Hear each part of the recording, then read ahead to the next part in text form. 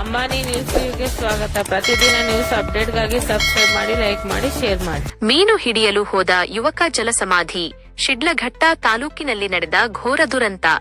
ಶಿಡ್ಲಘಟ್ಟ ತಾಲೂಕಿನಲ್ಲಿ ಮನಕಲಕುವ ಘಟನೆಯೊಂದು ನಡೆದಿದೆ. ಸ್ನೇಹಿತರೊಂದಿಗೆ ಸೇರಿ ಸಂತೋಷದಿಂದ ಮೀನು ಹಿಡಿಯಲು ತೆರಳಿದ್ದ ಯುವಕನೊಬ್ಬ ವಿಧಿಯಾಟಕ್ಕೆ ಬಲಿಯಾಗಿದ್ದಾನೆ.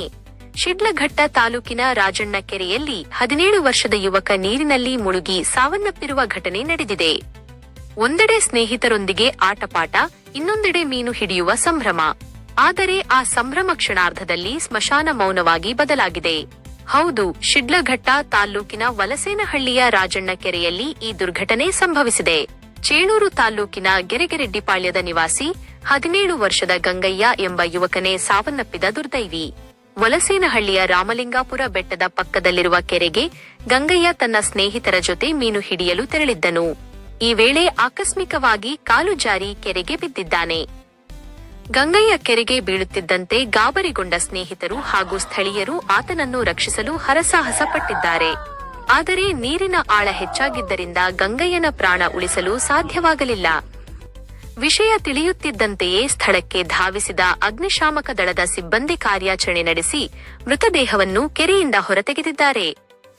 ಸದ್ಯ ಯುವಕನ ಮೃತದೇಹವನ್ನು ಶವಪರೀಕ್ಷೆಗಾಗಿ ಆಸ್ಪತ್ರೆಗೆ ರವಾನಿಸಲಾಗಿದ್ದು, ಈ ಸಂಬಂಧ ದಿಬ್ಬೂರಹಳ್ಳಿ ಪೊಲೀಸ್ ಠಾಣೆಯಲ್ಲಿ ಪ್ರಕರಣ ದಾಖಲಾಗಿದೆ.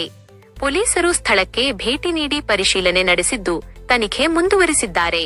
ತಾರುಣ್ಯದಲ್ಲೇ ಮಗನನ್ನ ಕಳೆದುಕೊಂಡ ಕುಟುಂಬದ ಆಕ್ರಂದನ ಮುಗಿಲು ಮುಟ್ಟಿದೆ. ಮೀನು ಹಿಡಿಯಲು ಹೋದವನನ್ನ ನುಂಗಿದ ಕೆರೆ. ಶಿಡ್ಲಘಟ್ಟ ತಾಲ್ಲೂಕಿನ ರಾಜಣ್ಣ ಕೆರೆಯಲ್ಲಿ ದುರಂತ. ಚೇಳೂರು ಮೂಲದ 17 ವರ್ಷದ ಯುವಕ ಗಂಗಯ್ಯ ನೀರಿನಲ್ಲಿ ಮುಳುಗಿ ಸಾವು. ಸ್ನೇಹಿತರ ಕಣ್ಣೆದುರೇ ಜಲಸಮಾಧಿಯಾದ ಯುವಕ.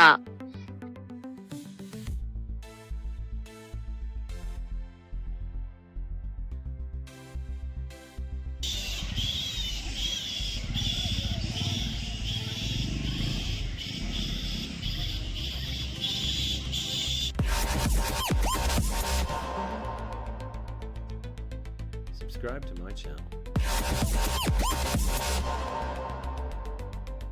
Subscribe to my channel.